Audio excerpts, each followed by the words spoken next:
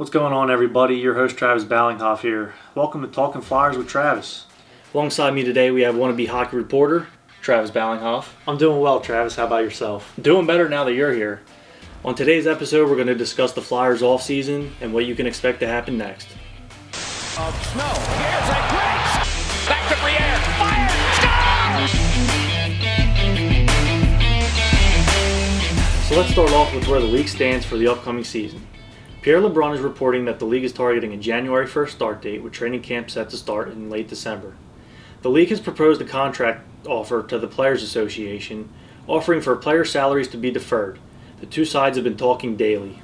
Yeah, I personally believe that they shouldn't start training camp until a few days after Christmas and then maybe start the regular season mid-January. It doesn't make a whole lot of sense to me to start training camp, then go on Christmas break, and then just go back to training camp afterwards. Yeah, that makes sense. So for the Flyers, they had a pretty interesting offseason.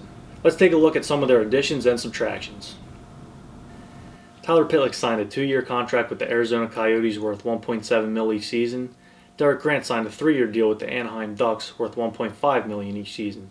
And Nate Thompson signed a $700,000 contract for 1 season with the Winnipeg Jets. If you remember correctly, both Grant and Thompson were acquired at the trade deadline. So what do you think about these Flyers subtractions? Yeah, there's some solid depth players, but they are replaceable. I wouldn't have mind Tyler Pitlick back on like a cheap 1-year deal, but they have some kids who are ready to take over for his role. For Derek Grant, I really liked his game in the regular season, but for the playoffs he really struggled. And Nate Thompson, he's one of them glue guys. He's good in the locker room, block shots, face-offs, all that good stuff. But they won't miss him anything outside of that. Yeah, good point you made there. I think the expectation was none of them guys were going to resign anyway. As for the unexpected, Matt Niskanen retired with 1 year left on his contract. The 33-year-old abruptly retired with $5.6 million left on his contract. Yeah, Matt Niskanen will be much harder to replace. The first pair defenseman was excellent in his first and only season with the Flyers. Played against other teams' best players, logged power play, heavy penalty kill minutes. He also really helped Ivan Provorov get his game going. So how can the Flyers replace him? Well, the team did acquire defenseman Erik Gustafsson. No, not that Erik Gustafsson. Right. Not the former Flyer. The Flyers signed the former Flames and Blackhawks defenseman to a 1-year contract worth $3 million. Yeah, he had a bit of a down year last year, but 2 years ago he put up 60 points, so the Flyers signed him to a cheap 1-year deal, hoping he can get back to that level. His strengths are his ability to see the ice, and he puts up a lot of points on the power play. But he does struggle defensively. He's not going to play penalty kill, and he needs a lot of offensive zone starts to be effective. He's a far different player from Matt Niskanen, and he's not going to replace Matt Niskanen, but if he stays healthy, I think he could be a good player for the Flyers.